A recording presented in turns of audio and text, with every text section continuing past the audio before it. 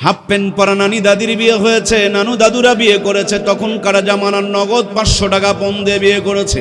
এই 500 টাকা পণ মানে 500 টাকা দিয়া 5 বিঘা জমি কিনে পাওয়া গেছে। 5 বিঘা জমির মূল্য দিয়া যেই নানি দাদির বিয়ে করা হলো, ওই নানি দাদির পেটে 12টা 15টা 18টা 20টা সন্তান জন্মগ্রহণ করলো। একটা নানি দাদিকেও কসাইখানা নিয়ে পেট চিরে বাচ্চা বের করা দরকার পড়লো। সব করা সন্তানকে বুকের দুধ খাওয়ায় লালন পালন করেছেন। কোটার দুধ তো ছিলই না, গাভীর দুধের দরকার পড়তো না, বাচ্চা দুধ খেয়ে শেষ করতে পারতো না, কাপড় পর্যন্ত ভিজে যেত। কথা বলুন ঠিক কিনা? এখন তো ডিজিটাল জামানা, 18 বছর আগে বিয়ে দেওয়া যাবে না, কিন্তু 12-14 বছরে গাছতলায় বাঁশতলায় আকাম কুকাম করে সর্বনাশ করে দেয়। নাস্তিকরা এই ব্যাপারে মুখ খুলতে চায় না। কথা বলেন ঠিক কিনা? ওরা হালাল তরিকায় লাগাইছে তালা, আর ভিতর দিক দিয়ে হারামের দরজাকে রেখে দিয়েছে খোলা। হারামজাদারা চায় দেশটা যেন হারামজাদা দিয়া ভর্তি হয়ে যায়। এই জন্য বিয়ার শাদীকে কঠিন করে দিয়া জেনা ব্যভিচারকে তারা সহজ বানিয়েছে। কথা বলুন ঠিক কিনা? নবীজি আমার বলেন, বিয়ের শাদীকে সহজ করে দাও, জেনা ব্যভিচার কমে যাবে। এখন বিয়ে করতে গেলে 10 লাখ টাকা লাগে, কিন্তু জেনা করতে গেলে মাত্র 1000 টাকা দিয়েই চলে। যেই জমিনে জেনা ব্যভিচার চলে, সেই জমিনে কোনোদিন রহমত বরকত আসতে পারে? আমার প্রাণপ্রিয় ভাইয়েরা, 25-30 বছরে বিয়ে হতে চায়, তারপর বাচ্চা নিতে রাজি নাই, আরও 5 বছর ফিরি ফিরি কাটায় দেয়। 30-35 সে যখন বাচ্চা নিতে চায়, আগের থেকে ময়মনসিংহের বড় একটা গাইনি ডাক্তারের সাথে যোগাযোগ শুরু করে দেয়। যেমনি পেটে বাচ্চা এসেছে, ইসিজি এক্সরে আল্ট্রাসাউন্ড শুরু করে দিয়েছে। কায়দায় না বেকায়দায়, শুকনাতে আছে না নরমালে আছে, ভিটামিন আছে না নাই, ক্যালসিয়াম আছে না নাই, আয়রন আছে না নাই, জিঙ্ক আছে না নাই, হাজার তরিকার পদ্ধতি চালাই, কিন্তু পেটের ভুঁড়িটা ঢাকতে চায় না। ওড়না গলায় পেঁচায় রাখে, ওই ওড়না দিয়া তাদের বুক ঢাকা পড়ে না, মাথার মধ্যে কাপড় থাকে না। এই জন্য 60-70% মা বোনকে এখন কষায়খানা নিয়ে পেট চিরে চিরে বাচ্চাগুলো বের করতে হয়। কথা বলুন ঠিক কিনা? ওই নানি দাদিদের পেটগুলো ছিল ঢাকা, আমার আল্লাহ দিতেন রহমত আর বরকত, এরা তাদের বুককে রেখেছেন ফাঁকা। এই জন্য শুরু হয়েছে স্তন ক্যান্সারের আযাব আর গজব। কথা বলুন ঠিক না ব্যাঠিক? সম্মানিত প্রাণপ্রিয় ভাইয়েরা, আমার বিনয়ের সঙ্গে যেই কথাটা বলতে চায়, আপনারা আমার নানু আর দাদুগুলো অসুস্থ হয়েছেন, গাছের থেকে নিমের পাতা পেরে নিয়ে 2 গ্লাস রস করে বসান দিয়েছেন, পায়ে হেঁটে ময়মনসিংহ চলে গিয়েছেন, পায়ে হেঁটে আপনারা আমার টাঙ্গাইল ঘাটাইল চলে গিয়েছেন, ঢাকাও পর্যন্ত অনেকে পায়ে হেঁটে চলে গিয়েছেন। তার মানে ওই আজ থেকে 50 বছর আগেকার নন ডিজিটাল নন স্মার্ট মানুষগুলো যদি 150 বছর বাঁচে, 18 সন্তানের বাপ হইতে পারে। আমরা এখন ডিজিটাল স্মার্ট আর আপডেট হয়েছি, অ্যান্টিবায়োটিক খাইতেছি। ওনারা 150 বছর বাঁচতেন, আমরা তো 300 বছর বাঁচি। কি গো ভাই, কথা বুঝতেছেন না? একটু হিসাব করতেছি আপনাদের সাথে, কি আমরা 300 বছর বাঁচি? এই যে সবাই বলছে উন্নতি আর উন্নতি, তো ওনারা 150 বছর বাঁচতো, আমরা উন্নতি করি তো 300 বছর বাঁচি। একজন বলছে যে নৌকায় চড়ে জাতিকে খুব উন্নতি করে দিলাম। আপনারা জানেন 24-এর মহান স্বাধীনতা আগামীকাল, কি গো 16ই ডিসেম্বর, এটাও স্বাধীনতা দিবস, তাই না প্রিয় ভাইয়েরা? আমরা কত দিন পার করলাম, কতবার যে স্বাধীন হইলাম। স্বাধীনতার এই প্রান্তরে এসে দেখতেছি হাদি ভাই, যিনি দেশের জন্য কথা বলতো, এদেশেরই মানুষ, তার বুকে গুলি করলো। কথা বলুন ঠিক কিনা? আমার ভাবতে বড় কষ্ট লাগে। কুকুর মরেছিল যখন, কিছু মানুষ আন্দোলন করে জেলখানায় ঢুকিয়েছিল, তখন কুকুর মরলে তাদের আন্দোলন শোনা যায়, মানুষ মরলে, মানুষের বুকে গুলি করলে তাদের কোনো আন্দোলন।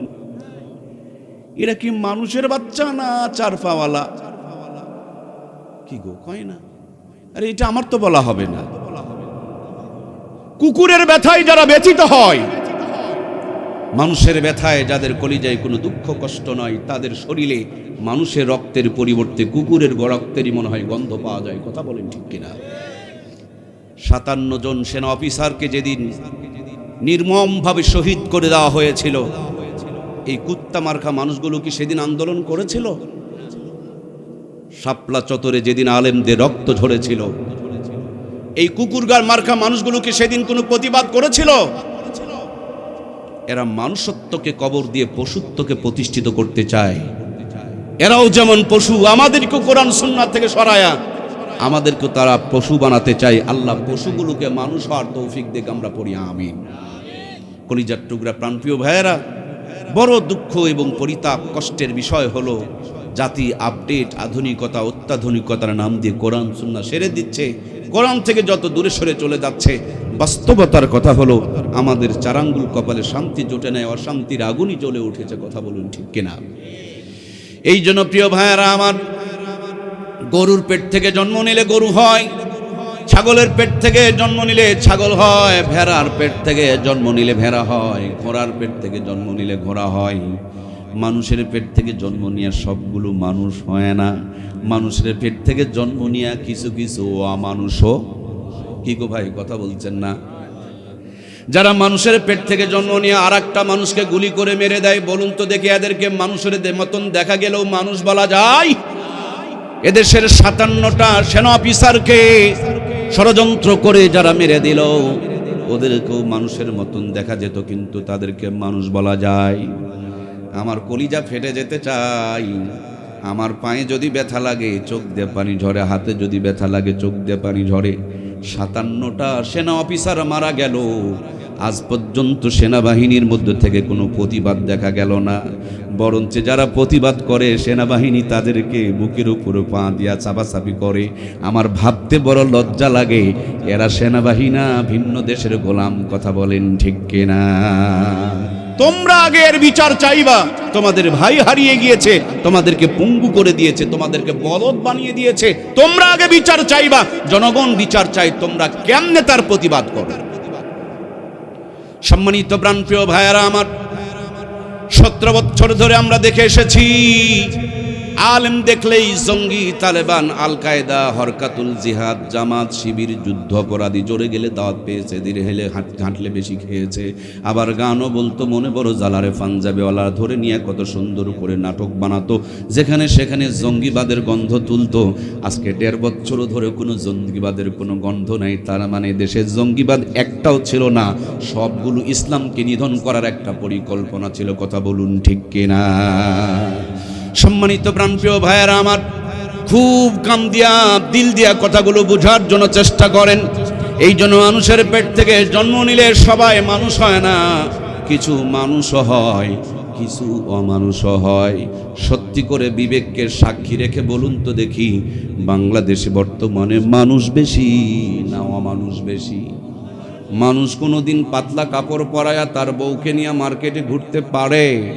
মানুষ কোনোদিন নামাজ বাদ দিয়া কিরণমালা কটকরি পাখির সিরিয়াল দেখতে পারে? মানুষ কোনোদিন ইসলাম বাদ দিয়া অন্য কোথায় সাপোর্ট দিতে পারে? মানুষ কোনোদিন হারাম খেতে পারে না।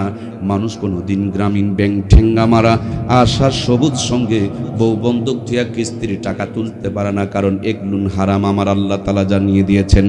মানুষ মানুষের মতন যদি বানাতে হয়, মানুষকে যদি সত্যিকারের মানুষ বানাতে হয়, একটা মোবাইল ফোন কেনার পর ওই মোবাইল দেওয়ার সাথে সাথে কথা হয় না। মোবাইলে একটা সিম কার্ড তোলা লাগে। ভাইয়ের আমার কথা কি বোঝা যাচ্ছে?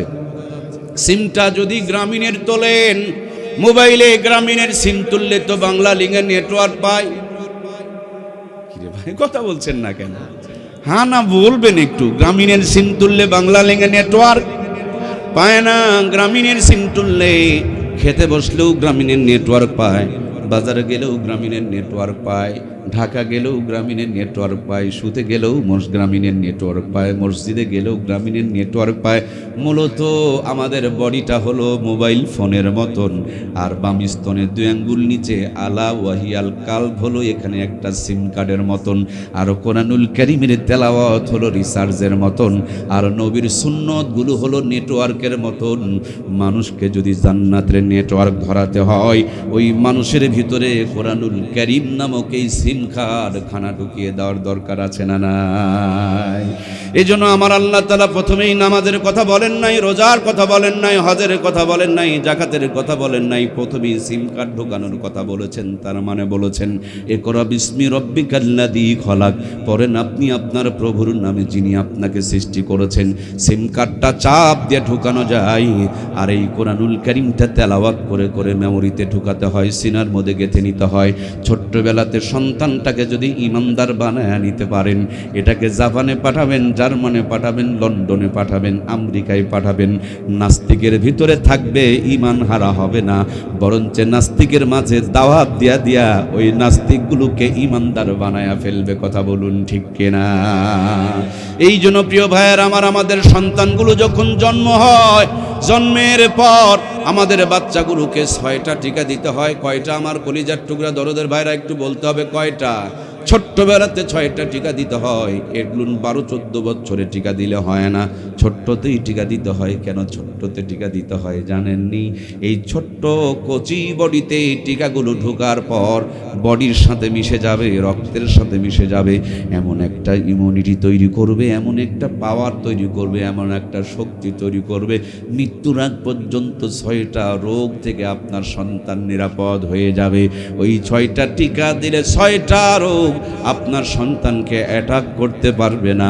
এই জন্য সরকার টিকার ব্যবস্থা করেছে, চাকরিতে কিছু লোকজনকে নিয়োগ দিয়েছে। আর আমরা আমাদের কলিজার টুকরা সন্তানদের জ্বর হয়, কষ্ট পায়, ব্যথায় ফুলে যায়, তারপর ইনজেকশন করায় টিকাগুলো দেওয়ানো হয়। কারণ ছোট্টতে টিকা দিলে যেমন রোগ হবে না, ছোট্টবেলাতে কলিজায় কোরআনটুকু ঢুকিয়ে দিলে এটা নাস্তিক হবে না, বেঈমান হবে না, মুরতাদ হবে না, দাঁড়িয়ে প্রস্রাব করবে না, কাপড় চুপড় চিরে ফেরে ইজ্জত বের করে দেখাবে না, মুসলমানের ঘরে জন্ম নিয়া আলেমদের বিরুদ্ধে ষড়যন্ত্র করবে না। কথা বলুন ঠিক কিনা? টিকা দিলে যেমন রোগ থেকে বাঁচে যায়, কোরআনের শিক্ষা দিলে জাহান্নাম থেকে তেমনি বাঁচায়া দেয় কে? রোগ থেকে বাঁচানোর জন্য টিকা দিলেন, কিন্তু জাহান্নাম থেকে বাঁচানোর জন্য কেন কোরআনের শিক্ষা দিলেন না? কিয়ামতের দিন আপনার আমার সন্তানগুলো আল্লাহর সামনে দাঁড়ায়া বলবে, মালিক গো, আমার বাপ মাকে আগে জাহান্নামে দাও, ওদের বুকের উপরে পা দিয়া জাহান্নামে ঢুকবো। কারণ দুনিয়ার রোগ থেকে বাঁচানোর জন্য ওরা আমাকে টিকা দেওয়াইছে, কিন্তু জাহান্নাম থেকে বাঁচানোর জন্য কোরআনের শিক্ষাটা তারা দেওয়ায় নাই। রোগ থেকে বাঁচাইছে ঠিকই, কিন্তু জাহান্নাম থেকে বাঁচায় নাই। তাদের কারণে আজকে জাহান্নামে যেতে হয়। আমি আয়াত পরে যদি অর্থ করতে যায় সময় লম্বা হয়ে যাবে। আমি কোরআনের আয়াতের অর্থ বলতেছি, সেই দিন আপনাকে আমাকে ধরা খেয়ে যেতে হবে। এই জন্য প্রিয় ভাইয়েরা, আমরা যেমন আমাদের সন্তানগুলোকে রোগ থেকে বাঁচানোর জন্য টিকা দিয়েছি, নাস্তিক বেঈমান মুরতাদ যেন না হয়, নাস্তিকতার ভাইরাস থেকে বাঁচানোর জন্য তেমনি কোরআনের শিক্ষা দিতে হবে। টিকা দিলে রোগ হবে না, আর কোরআনের শিক্ষা দিলে জাহান্নামের আগুনে জ্বলবে না। এই জন্য আমরা আমাদের প্রত্যেকের ছেলে মেয়েগুলোকে কোরআনওয়ালা বানাবো ইনশাআল্লাহ। কারা কারা রাজি? 2টা হাত তুলে আমার আল্লাহকে দেখায় লিল্লাহে তাকবীর। 2খানা হাত উত্তোলন করেন, অর্ধেক তুলবেন, তার মানে অর্ধেক পড়াবেন, তা দেখাও হবে না, পুরা ইমানদার বানাবে ইনশাআল্লাহ। হাতগুলো এভাবে একটু নাড়া দেন না। আমার আরশে আজিম থেকে রব দেখছেন, মদিনা রওজায় আল্লাহর হাবিবকে দেখানো হচ্ছে কোরআনের সঙ্গে। এ হাত সাক্ষী হয়ে থাকতেছে, ওগো আল্লাহ, সারা জীবন তোমার কোরআনের পক্ষে থাকতে চায়। কোরআনের নূর দিয়ে আমাদের দুনিয়া আখিরাতগুলোকে আলোকিত বানিয়ে দাও, আমরা পড়ি আমিন। বন্ধুরা আমার, আপনাদের এলাকায় কি পাকা ঘর, বিল্ডিং ঘর, ইটের ঘর আছে? কিছু কিছু ইট পাকা আর কিছু কিছু ইট কাঁচা, কিছু 1 নম্বর, কিছু 3 নম্বর। এভাবে কি কোনো পাগলে ঘর বানায়? সবগুলো 1 নম্বর ইট দিয়ে বানায়। কিন্তু বাংলাদেশের পাগলেরা 1 নম্বর, 2 নম্বর, 3 নম্বর ইমানদার বানায়। আর যত বড় জুয়াচোর বাটপার এগুলোকে ক্ষমতায় পাঠায়, তখন কম্বল চুরি, গম চুরি করে দেশটাকে ধ্বংস করে দেয়। কথা বলেন ঠিক কিনা? এই জন্য প্রিয় ভাইয়ের আমার, যা বানাবেন বানান, সবার আগে ইমানদার বানান। ইমানদার বানিয়ে নিয়ে ডাক্তার বানান। ডাক্তার বাটপারি করবে না। ইমানদার বানিয়ে ইঞ্জিনিয়ার বানান। ইমানদার ইঞ্জিনিয়ার রড চুরি করবে না। ইমানদার বানিয়ে মাস্টার বানান। স্কুল ফাঁকি দিয়ে প্রাইভেট বাণিজ্য করবে না। ইমানদার বানিয়ে রাষ্ট্রপতি বানান। দেশের খেয়ে দেশের পরে বিদেশিদের তাবেদারি করবে না। কথা বলুন ঠিক কিনা? ইমানদার বানিয়ে সেনাবাহিনী বানান। দেশের খাবে, দেশের পড়বে, তাদের মানুষগুলো হারিয়ে যাবে, প্রতিবাদ পর্যন্ত করে নাই। আমরা কেমন দেশপ্রেমী সেনাবাহিনী! আমার ভাবতে কলিজাটা বড় হিম হয়ে যায়। আল্লাহ সবার কলিজার মধ্যে দেশপ্রেম দান করে দেখ। জোরে জোরে বলুন না আমিন। এদেশের খেয়ে, এদেশের পরে, এদেশের জমিনে চাকরি করে, এদেশের ভালো ভালো মানুষগুলোকে ধরে নিয়ে আয়না ঘরে ঢুকাইতো, এদেশের ভালো ভালো মানুষগুলোর মাথায় ঠান্ডা করে সুন্দর করে শুট করে তাদের পেটের ভুঁড়িগুলো বের করে দিয়া সিমেন্টের বস্তা বেঁধে দিয়া যারা পানির মধ্যে ডুবায় ডুবায় ফেলে দিত, এরা কিন্তু এদেশেরই মানুষ। তার দাদাও মুসলমান, তার বাবাও মুসলমান, তার মাও মুসলমান, কিন্তু ভিতরে ঈমান না থাকার কারণে মুসলমানের ঘরে জন্ম নিয়ে নাস্তিকদের চাইতে নিকৃষ্ট কাম করেছে। কথা বলুন ঠিক কিনা? এই জন্য কলিজার টুকরা প্রাণের ভাইয়ারা, হাদির মতন আর কাউকে জীবন দিতে হবে না। 24-এ যেই 2000 ভাই জীবন দিয়ে চলে গিয়েছেন, আবার তো অন্ধকার চলে এসেছে, আবার তাহলে জীবন দাও। 71-এ জীবন দিয়েছিলা এরশাদ চাচার স্বৈরাচারী থেকে বাঁচার জন্য জীবন দিয়েছিলা, ব্রিটিশদের গোলামি থেকে বাঁচার জন্য জীবন দিয়েছিলা, এই মাফিয়া ডনদের হাতের থেকে বাঁচার জন্য জীবন দিয়েছিলা। আবার তো আন্দোলন করছো, তার মানে আবার নতুন করে জীবন দেওয়ার প্রস্তুতি নিতেছো। এত জীবন দেওয়া লাগবে না, সবগুলোকে ইমানদার বানাও, ইমানদারগুলোকে জায়গায় জায়গায় সেটিং দিয়ে দাও। বাংলার জমিনে শান্তির বাতাস বইবে, আমেরিকা লন্ডনকে ছাড়িয়ে চলে যাবে, সোনার বাংলা সোনায় রূপান্তরিত হয়ে যাবে। কথা বলুন ঠিক কিনা? কোন একদিন এদেশের আকাশে কালেমার পতাকা দুলবে, সেদিন সবাই খোদাই বিধান পেয়ে দুঃখ বেদনা ভুলবে। একাকী রমণী নির্জন পথে যাবে, কোনো জন কটু কথা কবে না, কোনো জন কোনোখানে সম্পদের মহে খুনার রাহাজানি হবে না। সেদিন তো আর নই বেশি দূরে, আর কিছু পথ গেলে মিলবে, সেদিন সবাই খোদাই বিধান পেয়ে দুঃখ বেদনা ভুলবে। জোরে বলুন আমিন। সম্মানিত প্রিয় ভাইয়ারা আমার, একটু কান লাগান আমার কলিজার টুকরা প্রাণের ভাইয়ারা। যেই মাটির উপরে বসে আছেন, এই মাটি রাস্তায় দেন ধুলা হয়ে যাবে।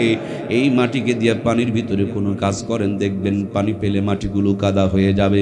কিন্তু এই মাটিকে খাঁটি বানানোর একটা নিয়ম আছে রে বন্ধু। মাটির সাথে পানি মিক্সার করে সুন্দর করে কাদা দিয়ে একটা খামিরা বানান, এরপর একটা ইটের ফার্মায় ঢুকান, তারপরে রোদের মধ্যে কয়েকটা দিন শুকান, এরপরে লিমিটেড টেম্পারেচার মেনটেন করে নিন, ইটের ভাটার মধ্যে ঢুকান। চুলার মধ্যে সারা জীবন আগুন জ্বলে, চুলার মাটি পানিতে ফেলে দিলে গলে যায়। ইটের ভাটায় কিন্তু সারা জীবন আগুন জ্বলে না, ইটের ভাটার থেকে বের করার পর পানি পেলে শক্ত হয়ে যায় আর গলে যায় না। তার মানে এই মানুষগুলোকে খাঁটি মানুষ বানাতে হলে, জান্নাতি মানুষ বানাতে হলে, পুরাপুরি ইমানদার বানাতে হলে, এই মানুষগুলোকে তেমনিভাবে কোরআনের ফার্মায় ঢুকায়া ইমানদার বানাতে হবে। আর নাস্তিক হবে না, বেঈমান হবে না, মুরতাদ হবে না। কথা বলুন ঠিক কিনা? আমরা যখন আপনাদের এখানে আসছিলাম, সেই 17 সালে এসেছি। আজ রাস্তা তো মনে থাকার কথা নয়। এনায়েতপুর লেখে নেটের মধ্যে যখন সার্চ দিলাম, তখন দেখা দিল কোন দিক দিয়ে রাস্তা, কত কিলোমিটার দূরে গাড়ি কত স্পিডে যাচ্ছে। আবার যাওয়ার সময় কিন্তু এত রাস্তা মনে নেই, আমরা গুগল ম্যাপ ধরে ধরে চলে যাব। সেম আমরা জান্নাত থেকে এসেছি, আদম আর হাওয়ার সন্তান, দুনিয়াদারি শেষ করে আবার কিন্তু ফিরে জান্নাতে চলে যেতে হবে। রাস্তার মোড়ে মোড়ে শয়তান দাঁড়িয়ে আছে আপনাকে আমাকে ধোঁকা দিয়া জাহান্নামে নেওয়ার জন্য। পথ যেন না ভুল হয়, রাস্তা যেন না হারায়, এই জন্য কোরআনুল কারীম নামক লোকেশনটা আপনার আমার জন্য দান করেছেন কে? বাসের রাস্তা ভুল হয়, ট্রাকের রাস্তা ভুল হয়, মোটর সাইকেল প্রাইভেট কারের রাস্তা ভুল হয়, কিন্তু ট্রেনের রাস্তা ভুল হয়ে কোনোদিন এনায়েতপুরে কি ট্রেনে এসেছিল? কারণ ট্রেনের রাস্তা ভুল হওয়ার সম্ভাবনা নাই। ট্রেনের লাইন তো মাত্র দুইটা, একটা ডানে আর বামে। যেখান পর্যন্ত লাইন বিছানো থাকে ট্রেনটা গড়তে গড়তে ওই পর্যন্ত যেমন চলে যায়। জান্নাতের রাস্তা বড় সোজা। ছেলেটাকে আর মেয়েটাকে, ভাইটাকে আর বোনটাকে, নিজেকে আর বিবিকে কোরআনের সুন্নাহ রাস্তাটা ধরায় দাও, কোরআন সুন্নাহ লাইনে তুলে দাও, কোরআন সুন্নাহর আদর্শটা তার কলিজার মধ্যে সেটিং করে দাও। এটা এমন একটা রাস্তা, কোরআন সুন্নাহ একবার যদি পেয়ে যায়, যা করবে করবে, ওর বুদ্ধের নামাজ পড়বে, হালাল খাবে, সত্য কথা বলবে, সুন্নত তরিকায় চলবে, দুনিয়ার জিন্দেগি শেষ করতে করতে আল্লাহর জান্নাতের দ্বার গোড়ায় পৌঁছে যাবে। আজরাইল যখন হাজির হবে, নবীজির জান্নাতি চেহারাটা সামনে উপস্থিত হয়ে যাবে। রেশমি রুমাল নিয়া আল্লাহর ফেরেশতা তার রূহটাকে কবজ করে নিয়ে জান্নাতের মধ্যে চলে যাবে। কারণ এই কোরআন সুন্নাহর লাইনটা একেবারে জান্নাত পর্যন্ত বিছানো আছে। আজ থেকে আমাদের সকলকে ওই কোরআন সুন্নাহর লাইনটা ধরার দরকার আছে না না? আমি এত কথা বললাম, তারপরও দেখবেন আগামীকাল কিছু মানুষ তাদের সন্তানগুলোকে মাদ্রাসায় পড়াবে না। ওরা হিসাব করে দেখছে মাদ্রাসায় পড়লে বড় বাড়ির মালিক হইতে পারে না, গাড়ির মালিক হইতে পারে না, ডান দিক দেখায় না, বাম দিক দেখায় না। আমি আপনাকে পরিষ্কার করে বলতে পারি, বড় বাড়ি বড় গাড়ি আর অনেক টাকার মধ্যে শান্তি থাকে না। শান্তি সুখ কেবলমাত্র কোরআন সুন্নাহর পথের মধ্যে দান করেছেন কে? জীবনে বহুবার আপনারা মাঝে মাঝে আগে বান্দর খেলা হতো, টুনটুনি নিয়ে বান্দর খেলা দেখাতো, কি মনে নাই ভাইয়েরা? এরপরে বাজারে আপনাদের যেহেতু এনায়েতপুরের বাজার, আমার মনে হয় আপনারাও দেখেছেন, সাপ নিয়ে আসতো সাপুরিয়া, কি সাপের খেলা দেখাতো না দেখাতো, বাক্সে একটা করে বাড়ি দিয়ে বলতে কামড়া কামড়ি করিস না। এখন 3 মাথাওয়ালা একটা সাপ বের হবে, এখানে পাওয়া গিয়েছে, সেখানে পাওয়া গিয়েছে, এই কথা বলে তাবিজ বিক্রি করতো, এইটাকে বলতো সাপের খেলা। এরপর কিছুদিন আগে একজন ভাই বলতেছিল, ওই যে খেলা হবে স্বামী উসমান, এখন খেলা হচ্ছে পাবলিক কার খুঁজে পাওয়া যাইতেছে। কিছুদিন আগে আর একজন বলে গেল আমি পালাবো না, তাকেও খুঁজে পাওয়া যায় না। আমার প্রিয় ভাইয়ারা, কখনো কখনো দেখেছেন আওয়ামী লীগ বিএনপির ভোটের খেলা, মাঝে মাঝে দেখেছি আমরা আর্জেন্টিনা আর ব্রাজিলের খেলা, কখনো কখনো শুরু হয়ে যায় মেসি আর নেইমারের খেলা। জীবনে বহুত খেলায় তো দেখলেন। আজকে 10 মিনিটের ভিতরে আপনাদেরকে একটু জান্নাত আর জাহান্নামের খেলা দেখাতে চাই, একেবারে বাস্তবতার খেলা দেখাতে চাই। এই জান্নাতের জাহান্নামের খেলাটুকু উপভোগ করতে আমরা কি রাজি আছি না না? একটু গান লাগান, কিসের খেলা হবে ভাইয়েরা আমার? জান্নাত আর জাহান্নামের খেলা। খেলা কি হবে? যুবক ভাইয়ের একটু আওয়াজ দেন না, খেলা কি হবে? বহু খেলা তো জীবনে দেখেছেন, এরকম ব্যতিক্রম খেলা দেখেন নাই। এখানে বসে দেখতে পাবেন, এখনই দেখানো হবে। শুধুমাত্র প্লেয়ার দিতে হবে 2টা, 11 দুগুণে যদি 22টা প্লেয়ার হয় অনেকের কষ্ট হয়ে যাবে। এই জন্য 2 প্লেয়ার দিয়ে খেলা দেখানো হবে। আমাকে প্রথমে একটা প্লেয়ার দিবেন 1 নাম্বার। 1 নম্বর প্লেয়ারটার নামে 1 নম্বর, কামে যদি 2 নম্বর হয় তাহলে কিন্তু খেলা জমবে। 1 নম্বর প্লেয়ারকে তৈরি করেছেন, সৃষ্টি করেছেন কে? 1 নম্বর প্লেয়ার, তার কথাই মানবে। তার মানে 1 নম্বর প্লেয়ারটা নামাজি হবে, সত্য কথা বলবে, হালাল খাবে, বউ বাচ্চাকে কিরণমালা কটকটি পাখির মতন বানাবে না, গ্রামীণ ব্যাংক ঠেঙ্গা মারা সবুজ সঙ্গে বন্ধক রাখবে না, জমিনের আল ঠেলবে না, দাঁড়িয়ে দাঁড়িয়ে প্রসাব করবে না। তার মানে 1 নম্বর প্লেয়ারটা হতে হবে হালাল খোর। বর্তমান দুনিয়ায় হালাল খোরের বড় অভাব দেখা যায়, কথা বলুন ঠিক কিনা? তারপরে 1 নম্বর প্লেয়ার আছে বলি আমার আল্লাহ তাআলা দুনিয়া টিকিয়ে রেখেছেন। আল্লাহর হাবিব বলেছেন, লা তাকুমু সা হাত্তা ইয়াকুলার রাজুলু আল্লাহু আল্লাহ। আমার আল্লাহ ততক্ষণ পর্যন্ত কিয়ামত করাবে না যতক্ষণ পর্যন্ত একজন ব্যক্তিও আল্লাহ বলনেওয়ালা দুনিয়াতে টিকে থাকবে। আল্লাহ বেশি বেশি করে তাকে ডাকার জন্য আমাদেরকে কবুল করুক, আমরা জোরে জোরে বলি আমিন। 1 নম্বরে প্লেয়ার দিতে হবে কয় নাম্বার? এটা ময়মনসিংহ না ভাই? ময়মনসিংহ জেলা না?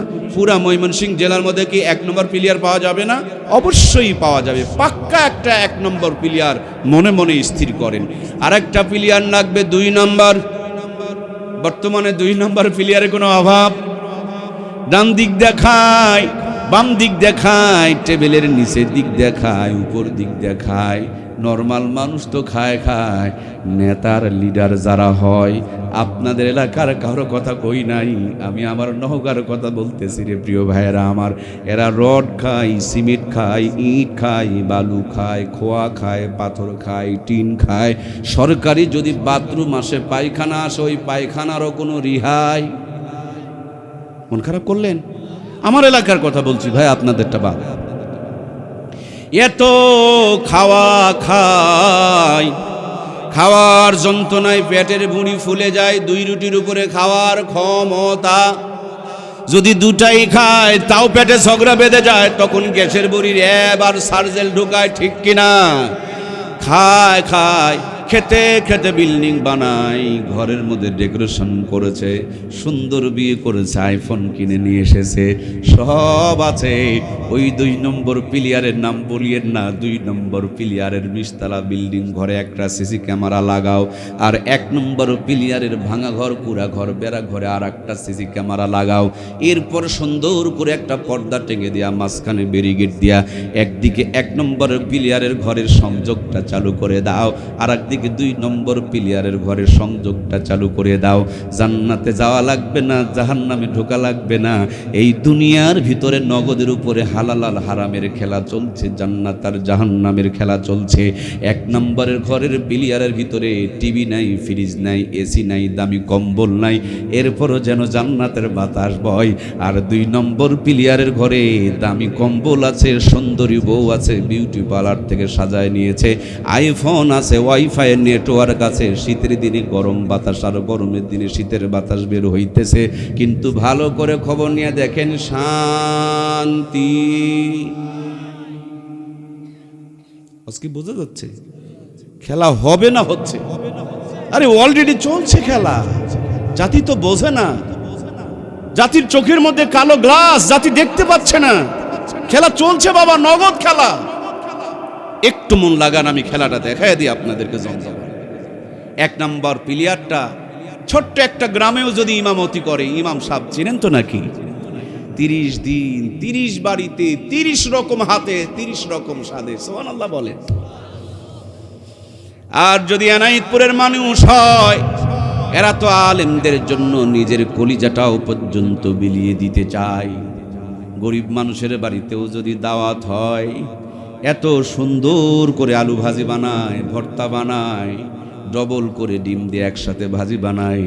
আর হুজুরের তো তেলাওয়াত করা জিব্বা, ধারালো জিব্বা, আলু ভর্তা দিয়েও চোখের পলকে 3 প্লেট মেরে দেয়। কথা বলুন না, ঠিক কিনা? অবস্থা যদি ভালো হয়। আর এনায়েতপুরে হাট কোন দিন প্রিয় ভাইয়েরা? এনায়েতপুরে হাটের বার আছে না? কোন দিন? সোমবার আর বৃহস্পতিবার। সেই দিন যদি হয়, দেখবেন বাসায় আপনি ঘুমাতে পারবেন না। বউ সকালবেলা পকেটে 2000 টাকা ঢুকায়া লম্বা একটা স্লিপ দিয়ে বলবে, আগে ভাগে বাজারে যাও, আজকে আমাদের বাড়িতে হুজুরের পালি, পরে তুমি ব্যস্ত হয়ে যাবা, ভালো বাজার পাওয়া যাবে না। ভাবি 20টা আইটেম লিখে দিয়েছে, আপনি বাজার করতে করতে 30 আইটেমের বাজার করেছেন, তারপরও মন শান্তি পায় না, কারণ মাসে মাত্র 1 দিন আলেমদেরকে খাওয়াবো। এত কৃপণতা কেন? আপনি বাজার করে বাড়িতে দিয়েছেন, ভাবি যত্ন করে রান্না শুরু করেছে, কিন্তু পেরে উঠছে না। পাশের বাড়ির থেকে আরো 2 জনকে হায়ার করে নিয়ে এসেছে রান্না করার জন্য, যত্ন করে রান্না চলছে। হুজুর চিন্তা করে, আমি যদি একা একা খাই নিজের পেট ভরবে, বউ বাচ্চার কষ্ট হবে। টিফিন বক্স যদি ছোট পাঠায়া দেয়, 1 বাটির মধ্যে 4 আইটেমের তরকারি ঢুকায় খলত মলত হয়ে যায়। এবার বাজারে গিয়া 12 তলার টিফিন বক্স কিনে নিয়ে এসেছে। মুসল্লিরা তাকে বেশি ভালোবাসে। আল্লাহর বান্দিরা 14 আইটেমের তরকারি রান্না করে অপেক্ষায় রয়েছে। 12 তলা 12 আইটেম দিয়ে ভর্তি, এখনো পর্যন্ত 2 আইটেম বাকি, প্লাস্টিকের বাটিতে সাজায়া দেয়। একজনের খাবার 3 জন 4 জন খায়। বাজারে যায় না, কষ্ট করা লাগে না, টাকা খরচ হয় না, এরা খায় খায় করে না। এই জন্য আজও পর্যন্ত দুনিয়াতে রাজকীয় খাবারের ব্যবস্থা করে রেখেছেন কে? এটাই হলো উত্তম রিজিক, উত্তম রিজিক। প্রিয় ভাইয়ের আমার, মামুনুল হকের নাম তো শুনেছেন, মিজানুর রহমান আজহারী নাম শোনেন নাই? ছোট্ট বক্তা রফিকুল ইসলাম মাদানির নাম কি শুনেছেন?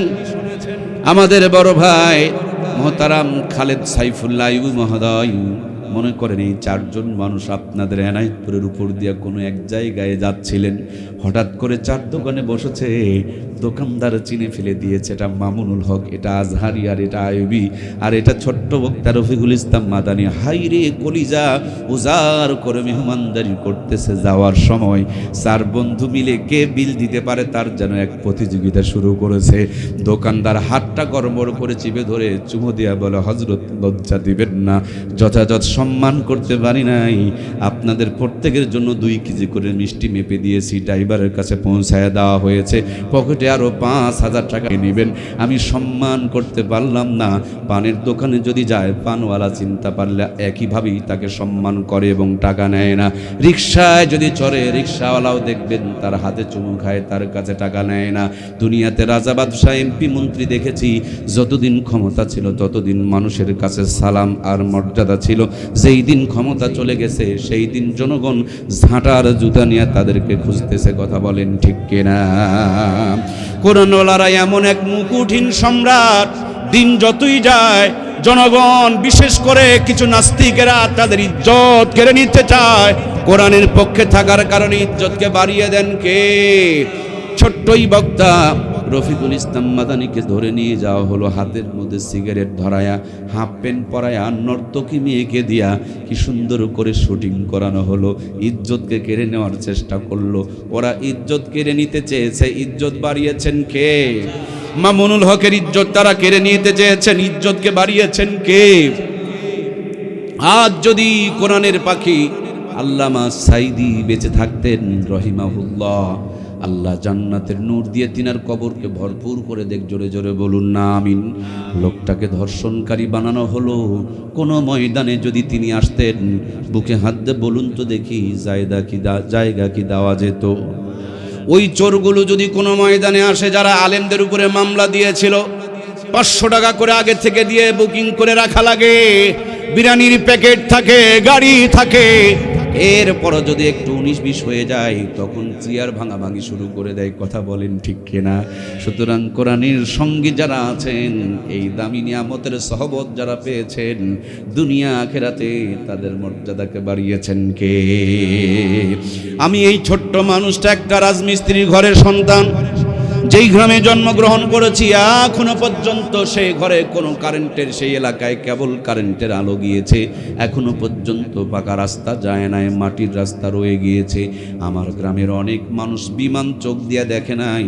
আমার আল্লাহ আমাকে কোরআনের সহবতে থাকার কারণে 16 বার পবিত্র হজ করিয়েছেন, শতাধিকবার উমরা করিয়েছেন, কম করে হলেও 1000 খানিক বারের উপরে বিমানে চড়িয়েছেন।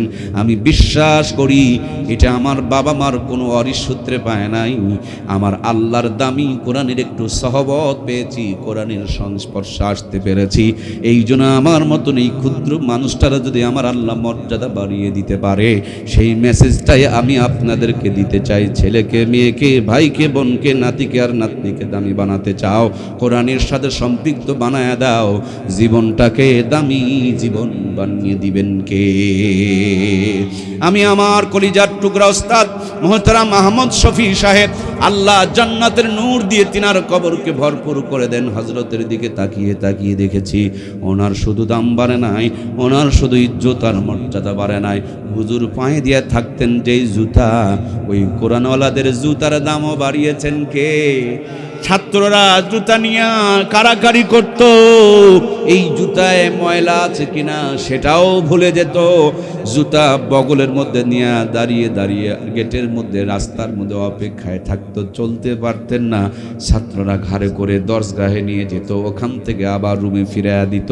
কোরআনওয়ালারা দুনিয়ার বুকে শুধু সম্মান আর ইজ্জত পায় না, কোরআনওয়ালারা যখন কবরে চলে যায়, কোরআনুল কারীম মাথার সামনে দাঁড়ায়া কিয়ামত পর্যন্ত কবরে জান্নাতের ঘুম পাড়ায়া দেয়। এরকম একজন জান্নাতি মানুষের কবর জিয়ারত করেছি গত বছর। উত্তরবঙ্গের একটা জেলা, নাম তার কুড়িগ্রাম। অনেকেই নাম শুনেছেন। ওই কুড়িগ্রামে বন্যা এসেছিল, দুর্গতদের ওলামা ইকরামের পক্ষ থেকে আমরা ত্রাণ দিতে গিয়েছিলাম। আসার সময় ধরলা ব্রিজে উঠবো, এমন সময় শুনতে পেলাম এখানে ঘুঘু মুন্সির কবর আছে। জিজ্ঞেস করলাম চলো কবরটা একটু জিয়ারত করে আসি। গিয়া দেখলাম সুন্দর একটা মাঠের মাঝখানে মাদ্রাসা, গুনগুন করে বাচ্চাগুলো কোরআনুল কারীমের তেলাওয়াত করতেছে। মাঝখানে প্রশস্ত একটা মাঠ, তার একটা কোণায় যেন সুন্দর একটা ফুলের গাছ, আর ফুলের গাছের নিচেই যেন আল্লাহর ওলির কবরখানা রয়েছে। কবরের পাশে দাঁড়ায় সূরা ফাতিহা, সূরা ইখলাস, দরুদ শরীফ পড়ে দোয়া মোনাজাত করে চোখের পানিগুলো মুছতেছিলাম, আর বড় বড় করে নিঃশ্বাস টানতেছিলাম আর ছাড়তেছিলাম। মনে হয় কবরের ভিতর থেকে জান্নাতের সুঘ্রাণ বের হয়ে আসতেছে। ব্রিজের পাশে গিয়া চার দোকানে বসে বসে চা খাচ্ছিলাম। একজন দাড়ি পাকা মুরব্বী চাচা সামনে ছিলেন, কাছে নিয়ে বসাইলাম। জিজ্ঞেস করলাম, বাজান আপনি কি ঘুঘু মুন্সির ঘটনাটা আমারে শোনাইতে পারেন? তিনি বললেন, কেন পারবো না, ওটা তো আমাদেরই গ্রামের ঘটনা। এই যে নদী দেখছেন, নদীর মাঝখানে আমাদের গ্রামটা ছিল। সেখানে একজন আলেম ছিলেন, তিনার নাম ছিল মৌলানা বশিরউদ্দিন। এই মৌলানা বশিরউদ্দিন তিনি ছিলেন চরমনার মুরিদ। মৌলানা বশিরউদ্দিন যখন কোরআনুল কারীম থেকে তেলাওয়াত করতেন, মাথাটাকে নাড়াচাড়া করতেন, ঝুঁকাইতেন আর কোরআনুল কারীমের তেলাওয়াত করতেন। এই জন্য মৌলানা বশিরউদ্দিনকে তার বন্ধু বান্ধবেরা ঘুঘু মুন্সি বলে বলে ডাকতেন। সেখান থেকে তিনি ঘুঘু মুন্সি প্রসিদ্ধ হয়ে গেল। আল্লাহর ডাকে সারা দিয়া দুনিয়া থেকে বিদায় নিয়ে চলে গেলেন। আমরা তাকে কবরস্থ করলাম। কালের ব্যবধানে নদীর কুল ভাঙে অকুল গড়ে, এই তো নদীর খেলা। এক পর্যায়ে গ্রাম ভাঙতে ভাঙতে কবরস্থান ভাঙতে শুরু করে দিল। হঠাৎ করে একদিন রাখালার এসে আমাদেরকে খবর দিলেন, কবর থেকে একটা লাশ বের হয়েছে। লাশটা নষ্ট হয় নাই, লাশটা নদীর পানিতে ভেসে চলে যাবে। আমরা ছুটাছুটি করে গিয়া কবর থেকে লাশটাকে উত্তোলন করলাম। মুখের থেকে কাফনের কাপড়টা সরায় দেখি, প্রায় 30 বছর পূর্বে যেই ঘুঘু মুন্সিকে কবর দিয়েছিলাম, এটা সেই ঘুঘু মুন্সির লাশ। মুখের কাপড়টা সরায় দেখি তার চেহারাটা টসটসা তরুতাজা রয়েছে। কাফনের কাপড় সহ প্রত্যেকটা অঙ্গ পতঙ্গ একবার অক্ষত অবস্থায় রয়ে গিয়েছে। কোরআনওয়ালারা শুধু দুনিয়াতেই ভালো থাকে না, কোরআনওয়ালাদেরকে আমার আল্লাহ তাআলা কবরেও ভালো রাখেন। কোরআনওয়ালারা আল্লাহ তাআলা এমন একটা ভিআইপি জীবন তাদেরকে দান করেছেন। খেয়াল করে দেখেন প্রিয় ভাইয়েরা আমার, মাঝখানে একটা পারিশান দেন। এলাকার যত কোরআনওয়ালা আছে হালাল খোরগুলোকে এক পাশে বসান, মাঝখানে পারিশন দিয়ে এলাকার বড় বড় ভুঁড়িওয়ালা হারাম খোরগুলোকে আর এক পাশে বসান। আলু ভর্তা দিয়ে হোক, খিচুড়ি দিয়ে হোক, আর ডাল দিয়ে হোক, খাবার দিয়ে দেখেন হালাল খোরেরা চোখের পলকে 3 প্লেট মারবে, হারাম খোরেরা হাফ প্লেট নিয়ে নাড়াচাড়া। এই কথা বললেন না কেন? এর চেয়ে কি বাস্তব কোনো কথা আছে নাকি? Challenge, open challenge. কলিজায় সাহস থাকলে আসো, খেলা হবে। তোমরা খাও খাও করো আর আমরা খাও খাও করি না। আমরা যেই পরিমাণ খাই তোমার 14 গোষ্ঠী ওই পরিমাণ খাই। খাইতে পারবে নাকি? জোর করে খেলেও হজম করতে গেলে পায়খানায় দেখবেন তার জীবন বের হয়ে যাবে। খাওয়ার পর শুইতে দেন, ঘুমাতে দেন। হুজুর ডান হাত গালের নিচে দিতে দেরি, জান্নাতের ঘুম আসতে দেরি। হারামখোরকে 3 তলা বিল্ডিং এ দিবেন, ব্যাগের ভিতর থেকে 3টা করে ঘুমের বড়ি মারবে, তারপরও সেরার মতন গড়াগড়ি চোখে ঘুম ধরে। হালালখোরকে ফাঁকা জমিনেও যদি বাথরুম করতে দেন দেখবেন 2 মিনিটে ক্লিয়ার হয়ে যাবে। আর ওরা কমোটে বসে থাকে আধা ঘন্টা ধরে, তারপরও পেট ক্লিয়ার হয়। কোরআনওয়ালাকে নরবলা দেখে অবহেলা করিও না। বাড়িতে গিয়া দেখো 1 গন্ডা সন্তান আব্বা আব্বা বলে ডাকতেছে, আর হারামখোরের বড় বড় মোষ বালিশের নিচে গিয়া দেখো হামদর্দের ঔষধ আর হারবালের ঔষধ। 12 বছর আগে বিয়ে করেছে, আব্বা ডাক কপালে জোটে। খেলা হবে না হচ্ছে? ভাই বলেন না, খেলা হবে না হচ্ছে? কোরআনওয়ালা 10,000 টাকা বেতন পায়। কোন একজন ফকির যদি চায় দেখবেন পকেট থেকে 5 টাকা বের করে দেয়। আর হারামখোর 3 লাখ টাকা বেতন পায়, টেবিলে নিচ দিক দিয়ে আরো 15 লাখ টাকা কামাই। গেটের মধ্যে কলিং বেল লাগাইছে, কুত্তার আওয়াজ, ফকির যেন এসে ভিক্ষা না চাই। গেটের মধ্যে যদি গেটের মধ্যে যদি ফকিরে টোকা দেয়, দেখবেন গেট খুলে দিয়া 5টা টাকা দেওয়ার মতন ক্ষমতা নাই। আত্মীয় স্বজন যদি 5,000 টাকা ধার চাই, আগের থেকে বলে নাই নাই নাই নাই। তার মানে তার ভিতরটা যেমন জাহান্নামের মতন খাও খাও আর অশান্তি শুরু হয়ে গিয়েছে। সুন্দরী বউ বিয়ে করেছে, বিউটি পার্লার থেকে সাজায়া আরো সুন্দরী বানাইছে। 3 লাখ টাকার আইফোন দিয়েছে, ঘরের মধ্যে ওয়াইফাই নেটওয়ার্ক লাগাইছে। কপাল বড় ফাটা, স্বামী এক ঘরে, বউ আর এক ঘরে। বউটা আবার পরক্রিয়া করে, কইতেও পারে না, সইতেও পারে না, টেনশন করে করে স্টক করে বিছানায় পড়ে থাকে। তখন হাসপাতালে নিয়ে দৌড়াদৌড়ি করে। কথা বলুন ঠিক কিনা? কোরআন আলার খবর নিয়ে দেখো, 150 টাকার বাজার করে নিয়ে বাড়িতে যাই। বিবি বুঝতে পেরেছে স্বামীর আসার সময় হয়েছে, সুন্দর করে পরিপাটি হয়ে গেটের কিনারে দাঁড়িয়ে আছে। সাহেব, ইমাম সাহেব গেটের সামনে এসে সালাম দেয়, আসসালামু আলাইকুম ওয়া রাহমাতুল্লাহ। বেগম ভিতর থেকে বাঁকা টুটের মুচকি হাসি দিয়ে উত্তর দেয়, ওয়া আলাইকুম আসসালাম ওয়া রাহমাতুল্লাহ। সাহেবের 1 সপ্তাহের যত কষ্ট, বিবির মুখের বাঁকা ঠোঁটের হাসি দেখে সবগুলো যেন ভুলে চলে গেছে। ভাঙা ঘরে বসতে দিয়া, ছিঁড়া পাখারা বাতাস করিয়া, চোখ মুখ মুছায়া দিয়া, এরপর স্বামী স্ত্রী 1 প্লেটে 2 জন খেতে বসেছে। গরম ভাত, নরম আলুর ভর্তা বিবি স্বামীর মুখে তুলে দেয়, আর স্বামী বিবির মুখে তুলে দেয়। পার্কে যাওয়া লাগে না, পরক্রিয়ার দরকার হয় না। ভালোবাসার মানুষ যদি আলু ভর্তার ভাতটা মহব্বত করে মুখের মধ্যে তুলে দেয়, ওই আলু ভর্তার ভিতরে জান্নাতের স্বাদ ঢুকায়া দিবেন কে? সিরা খেতা সোজা করে হালাল বউটারে বুকে জড়িয়ে ধরে, ডান হাত গালের নিচে দিয়া কাবার দিকে মুখ করে যেমন দোয়া পড়েছে, আল্লাহুম্মা বিসমিকা আমুতু ওয়া আহইয়া। বিছানায় মাথা দিতে দেরি, জান্নাতের ঘুম আসতে দেরি লাগে না। এই জন্য দিন শেষে পরিষ্কার কথা, শান্তি হলো কোরআন সুন্নাহ রাস্তায়, অন্য কোথাও শান্তি পাওয়া যাবে? এই জন্য প্রাণপ্রিয় ভাইয়েরা, দুনিয়াতে কোরআনওয়ালারা ভিআইপি, কবরেও কোরআনওয়ালারা ভিআইপি। এই দুনিয়াতে মানুষ তো 3 প্রকার, নরমাল, ভিআইপি আর ভিআইপি। নরমাল মানুষগুলো যখন ঢাকা যায়, বাসে চড়ে, ট্রাকে চড়ে, ভ্যানে চড়ে, রিক্সায় চড়ে, ইজি পাওয়ারে চড়ে যায়। ভিআইপি মানুষগুলো যখন ঢাকা যায়, প্রাইভেট কার তাদের বাড়ির গেটের সামনে দাঁড়ায়া থাকে, একেবারে তুলে নিয়ে ডাইরেক্ট ঢাকা তাদেরকে পৌঁছায়া দেয়।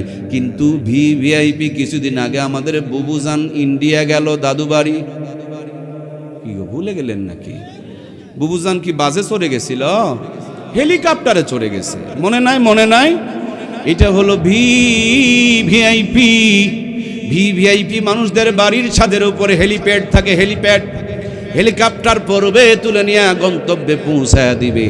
যানজটের কোনো চিন্তা নাই, নেটওয়ার্ক বিজির কোনো ধান্দা নাই, কোনো প্রবলেম নেই, কোনো টেনশন নাই। কোরআনওয়ালারা ভিআইপি আলু ভর্তায় জান্নাতের স্বাদ পায়, সিনা খাতায় নাক ডেকে ঘুমায়। বাড়িতে 1 ঘন্টা সন্তান নিম্নে হলে আব্বা ডাকার ব্যবস্থা আমার আল্লাহ তাআলা করে দেয়। প্রেশার নাই, ডায়াবেটিস নাই, উচ্চ রক্তচাপ নেই, কোনো পেরেশানি নাই, কোনো কষ্ট নাই, কোনো দুঃখ নাই। এমনকি মরেও যদি যায়, তাও হাসি মুখে মরে যায়। তার মানে জান্নাত তো তার জন্য অপেক্ষায়। তার মানে দুনিয়াতে কোরআনওয়ালারা ভিআইপি, কবরে যখন চলে যাবে কোরআনুল কারীম মাথার সামনে দাঁড়ায়া কিয়ামত পর্যন্ত জান্নাতের ঘুম পাড়ায়া দিবে। হযরতে ইসরাফিল সিংহায় ফুৎকার দিবে, প্রথম ফুৎকারে ঘুম ভাঙবে না, দ্বিতীয় ফুৎকারও বুঝতে পারবে না, তৃতীয় ফুৎকার যখন পড়বে চোখ দুটো ডলবে আর তাকায় দেখবে হাসরের ময়দান কায়েম হয়ে গিয়েছে। বড় বড় পাথর আর পাহাড়গুলো আসমানের মধ্যে উঠতেছে, কিন্তু এই মাদ্রাসা মসজিদগুলো ধ্বংস হয় নাই। মাদ্রাসা মসজিদগুলো বলবে, মালিক আমরা তো দুনিয়ার নরমাল মাটি ছিলাম, আমার বুকে মাদ্রাসা মসজিদ বানায়া কোরআন তেলাওয়াত করায় আমাকে যারা খাঁটি বানিয়েছে, ওই মানুষগুলোকে আমাদের কলিজার মধ্যে দাও, ওদেরকে আগে জান্নাতে পৌঁছায় দিব, তারপরে আমরা ধ্বংস হব। তার মানে এই মাদ্রাসা মসজিদওয়ালাদেরকে আল্লাহর কোরআনের প্রতিষ্ঠানগুলো বুকের মধ্যে নিয়ে একটা টান দিয়া ভিআইপির মতন আল্লাহর জান্নাতের গেট পর্যন্ত পৌঁছায় দিবে। জান্নাতের গেটে যাওয়া মাত্র একজন ঘোষক ঘোষণা করে বলবে ইকরা ওয়ারাতিল কামা কুনতা তুরাতিল ফিদ দুনিয়া। আল্লাহর জান্নাতের বান্দা বান্দিরে, যেইভাবে দুনিয়াতে একটা একটা করে কোরআনের আয়াত পড়েছিলা, আজকে একটা একটা করে আয়াত পড়ো আর এক এক তালা বিশিষ্ট জান্নাত অর্জন করো। এই কোরআনের পক্ষে থাকলে ভিআইপি হয়ে জান্নাতে যাওয়া যাবে। এই কোরআনের পক্ষে কে কে থাকতে চায়? দুইটা হাত তুলে শেষবারের মতন আমার আল্লাহরে দেখায়। লিল্লাহে তাকবীর। হাতগুলো একটু নাড়া দেন না প্রিয় ভাইরা, লিল্লাহে তাকবীর। আল্লাহ আমাদের হাতগুলোকে কোরআনের পক্ষে কবুল করো, বলুন আমিন। সব জায়গাতে কোরআনের পক্ষে থাকবে তো ইনশাআল্লাহ। সামনে যদি নির্বাচন আসে সেদিনও আমাদের হাত যেন কোরআনের পক্ষে থাকে ইনশাআল্লাহ। যদি আওয়ামী লীগ কোরআনের পক্ষে থাকে আমরা সেদিকেই দিব, বিএনপি থাকলে ওদিকেই যাব। আর মাঝে মাঝে যদি শরীয়ত অস্বীকার করে তাহলে কিন্তু সেটাও মনে রাখবো, আমরা মুসলমান কোরআনের বিপক্ষে যেতে পারি কি? যেতে পারি। আমরা সব সময় কোরআনের পক্ষে থাকবো ইনশাআল্লাহ। মাদ্রাসা কোরআনের পক্ষে না বিপক্ষে? আমরা সে মাদ্রাসার পক্ষে আছি না নাই? এই মাদ্রাসা যেমন হেলিকপ্টার তুলে নিয়ে গন্তব্যে পৌঁছায় দেয়, এই মাদ্রাসা আমাদেরকে জান্নাতের গেট পর্যন্ত পৌঁছায় দিবে। আল্লাহ আমাদেরকে কবুল করুক, বলুন আমিন। প্রিয় ভাইয়েরা, যে হাতখানা কোরআনের পক্ষে তুলেছিলেন, সে হাতখানা তুলে একসাথে একটু মোনাজাত করার সুযোগ পাবো তো ইনশাআল্লাহ? আমার আল্লাহ আমাকে 16 বার আল্লাহর ঘরে নিয়েছেন। বারবার বলছি, এটা অনেক বড় ভাগ্যের একটা ব্যাপার। কতটুকুই বা আমার বয়স হয়েছে, জীবনের অর্ধেকটা বয়স ধরে আল্লাহ তার ঘরে নিচ্ছেন। সুযোগ পেলেই আল্লাহর ঘরে যাওয়ার সুযোগ হয়। ইনশাআল্লাহ আগামী রমজানও যাব, আপনাদের জন্য প্রাণ ভরে দোয়া করব। আমার মুনির ভাই, মাদ্রাসার বড় হুজুর মহোদয় সহ এলাকার অনেক প্রিয় মানুষেরা আমাকে মহব্বত করেন, আমিও আল্লাহর হস্তে আপনাদেরকে মহব্বত করি। আল্লাহর ঘরে চাদর ধরে আপনাদের জন্য দোয়া করব, নবীজির রওজার পাশে আপনাদের জন্য দোয়া করব, বাইতুল্লাহকে ছুঁয়ে আপনাদের জন্য প্রাণ ভরে দোয়া হবে ইনশাআল্লাহ। মিনা, মুজদালিফা, আরাফার প্রান্তরে আপনাদের জন্য খাস করে দোয়া হবে। আল্লাহ যেন আপনাদের জীবনকে বরকতময় বানায় দেন, আমিন।